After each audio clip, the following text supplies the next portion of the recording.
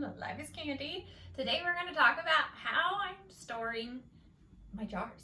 I just changed up how I'm doing it and why I'm doing it. So let me explain. In our house, we don't have a basement, a root cellar, a cold room. We don't have anything like that. With where we live in South Mississippi, everything is either built on like pier and beams or in a slab. There is a lot of new construction where we are because of hurricanes and that kind of weather. So new construction homes, and a lot of these new construction homes have no storage. When we moved here, we bought a house that randomly had one bedroom tiled. The rest are laminate, hardwood floor, whatever it's considered. But this one room was tile, really made no sense. And it stays colder than the rest of the house. When we moved here, I had an online business and it was doing great.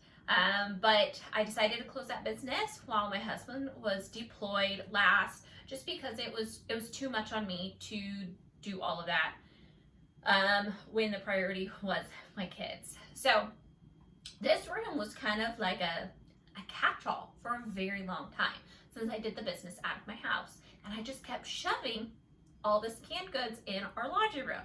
Our laundry room and the canned goods, well, the dryer and the canned goods were really close together, and the dryer puts off heat. Heat isn't the best for your goods. It can cause things to go bad fast. And I think that's what was happening to some of like the onions and sweet potatoes I was storing in there. They just went bad fast. So I randomly had an idea. Why don't I move all of that in here? Why don't I get my act together, clean up this room some and store them all? So that's what I did. This room stays significantly colder than the rest of the house. I have a theory that the ducting just doesn't make its way down here efficiently, so this room doesn't stay, it doesn't get very warm, and it just stays very cool all the time. We keep the door shut 99% of the time because we don't use this room every day. So I moved everything in here, and let's see, right now I just got a thermometer to throw in here, and it says it's about 70 degrees in here as of right now. It does not feel like 70 degrees, I can say that for sure. But you can see this one behind me, this rack behind me, my husband built me when I first started getting more and more into canning. Now, I grew up canning and all that kind of stuff, but I kind of like took a wave with military life. So I am back to canning and all that stuff. So we built this rack, which I love. I can fit so much on it, and then down below at the bottom, I'm able to store 5-gallon buckets worth of food.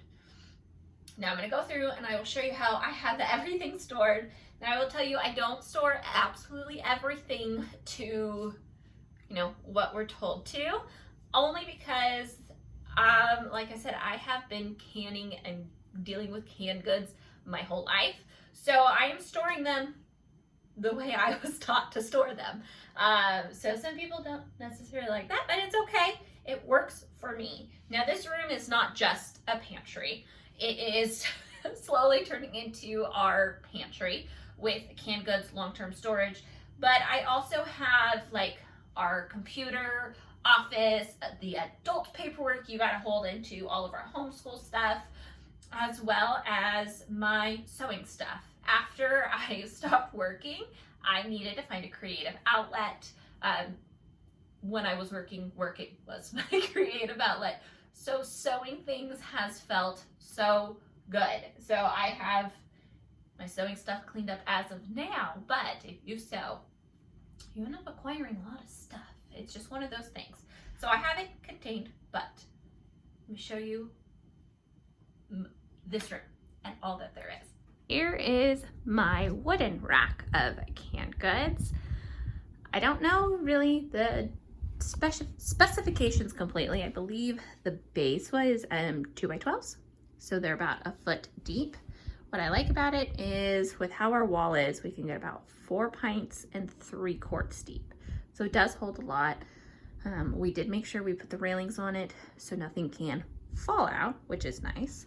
And so there's 4 shelves. And then down below, I have enough room for 3 5-gallon buckets. Up at the top, I store my 2 pressure canners, my water bath canner. Over here, I have a box full of Mylard food, rice, more things, long-term storage. I have like beans and lentils. That's pretty much all salt. Down here, I keep rice, oats, white sugar. Yeah, rice, oats, white sugar. And then I have 2 buckets of flour that I rotate between. So a lot of this is in the buckets is all very long-term food. Of course, our canned goods last us anywhere from a year to 2 years generally. In the center, I have my grandma's table. That means a lot to me, as well as sewing projects. If you are a sewer, you understand sewing projects. And if I don't have my group like this, my brain loses it. So I have a quilt, a dress, blankets for my kids for Christmas, another quilt I really need to finish. And then if I turn this way on the opposite wall, I have 2 wire racks together for my canned goods, like floor up. These shelves, I want to say, are 4 feet tall. One day, if this really does become a permanent solution for our canned goods, we might build some wood ones, but for now, these racks are from Walmart and they're very affordable. They hold a lot of weight, so I like them. Down below, I have all sorts of different things. So you can see some here. I even have butternut squash in here. I do have some places where jars are stacked. I don't have a problem stacking jars if they are in a box and it is equal weight on equal weight. Up at the top, I have extra canning lids, some dry goods, my roaster pan, and a few other things. So let me go through and I will walk you, let's walk through what canned goods I do have. Okay, top shelf of my wooden rack is all broth. So much broth.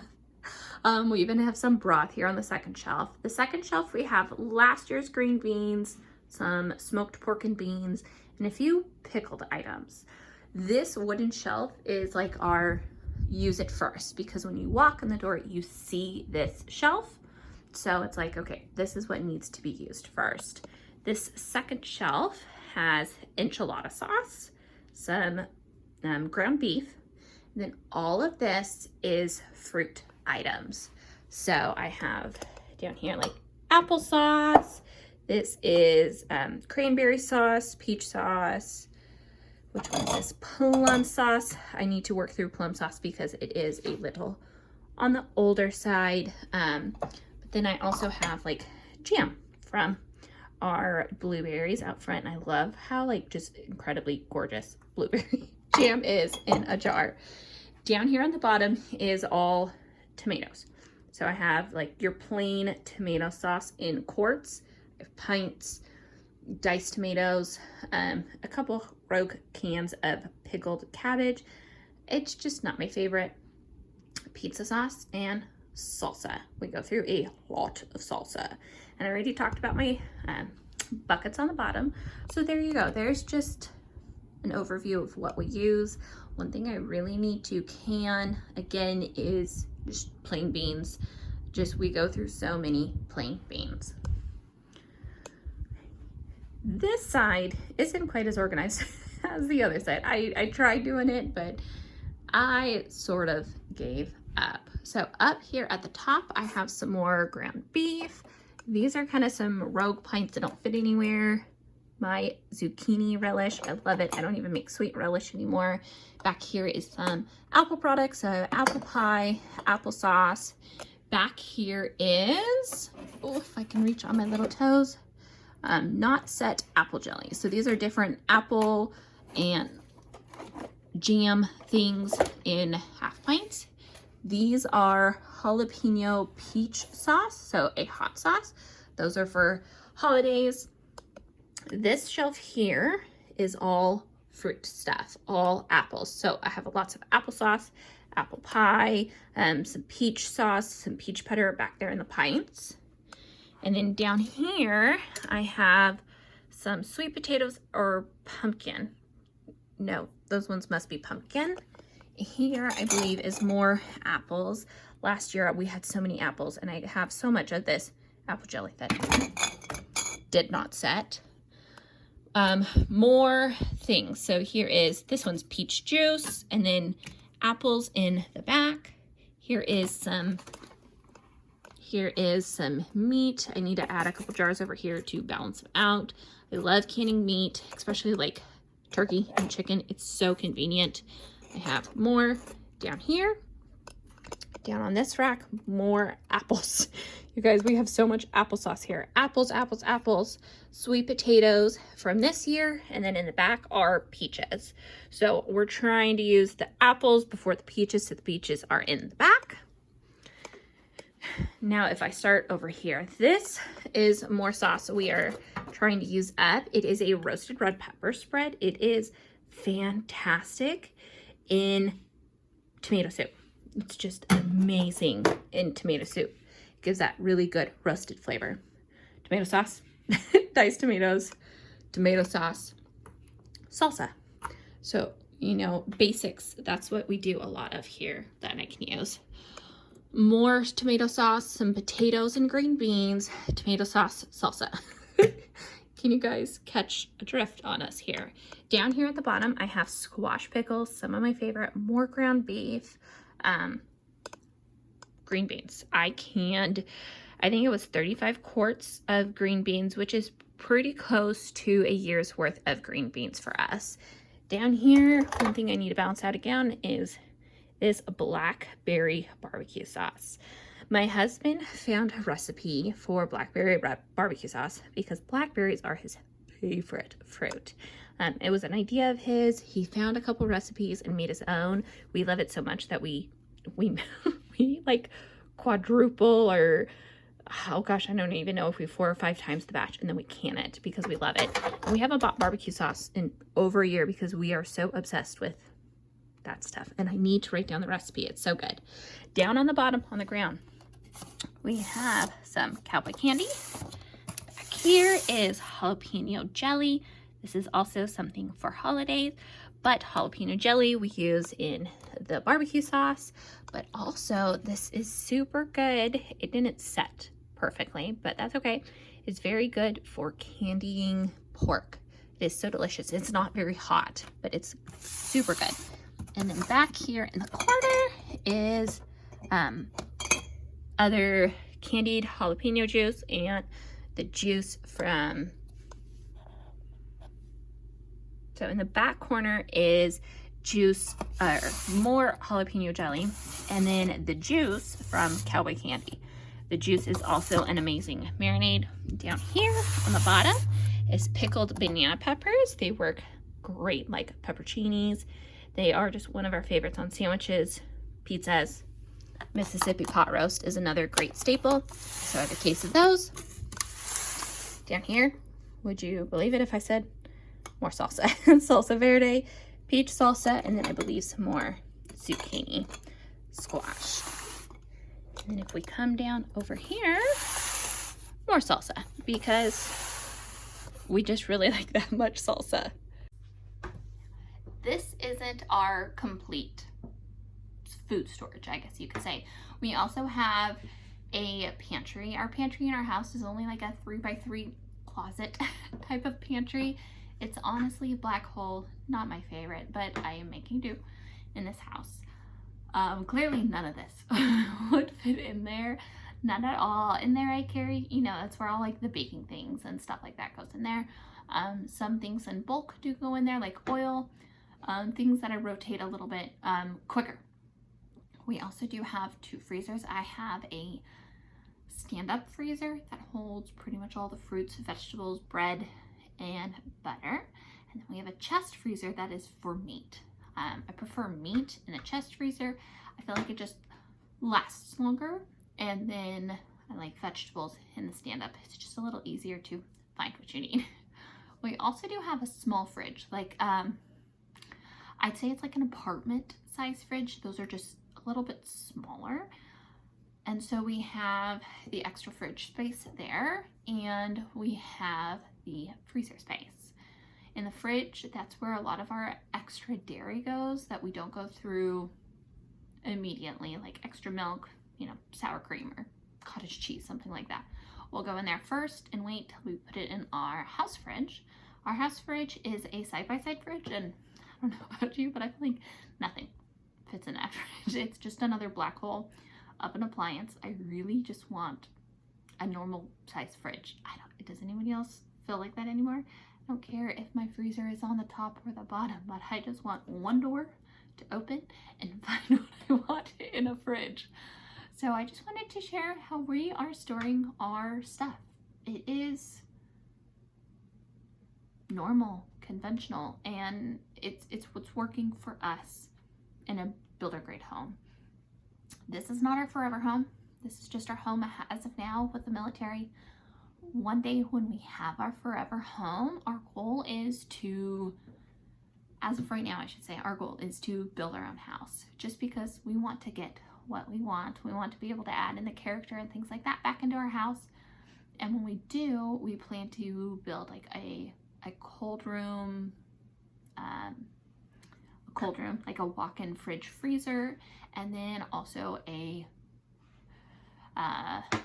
root cellar type place, but it won't be, you know, in a basement or something like that. Something that could also double for tornado storage, not tornado storage, a tornado shelter, that's what I want to call it, because where we plan to end up in Oklahoma one day will have tornadoes. So we just want to be smart, and I mean, if my canning room has a couple extra seats, I will take that, because sometimes after you move all these jars, you want somewhere to sit. So this is what's working for us for now. And one thing I want to talk about is you don't have to have fancy storage solutions, fancy places. You could have them stored under your bed, stored in a closet, things like that to make room for these canned goods. We're very grateful and blessed. We have this extra room that we still call it like the office, because it used to be my office for when I worked, but we keep, like, you know, the filing cabinet in here with tax paperwork. So it's the office, but it's also the room that we do a lot of things in. So I'm really grateful to spend my free time sewing, looking at my canned goods and all my hard work. Like, one of my sewing projects I really need to finish. Right now I have been enjoying making quilts. I'm not great at it, but you only get better if you practice. So I am practicing making quilts. I love making my daughter dresses because she's so tiny. It's just super easy. But that is what I have going on in here. If you guys have any questions about how I am storing my canned goods and things like that, please let me know. I am more than happy to answer. I'm trying to get back into filming videos while I can. So have a good one, friends. Thanks for stopping by. Okay, for those of you who will ask, I have my sewing machines. I actually have one on the table, one up there. And if you sew, you have scraps. What do you do with your sewing scraps? This is my next project, to go through them, decide what is worth keeping and what is not. It is a lot. And if we're gonna talk about sewing things, can I just throw in here my pink Brothers sewing machine from the 50s? I love it. And I guess while we're at it, here's my old Hoosier. How cute is this piece from the 50s as well? It is one of my favorites. This is my sewing storage, so I'm not gonna show you anything in there because it is a mess.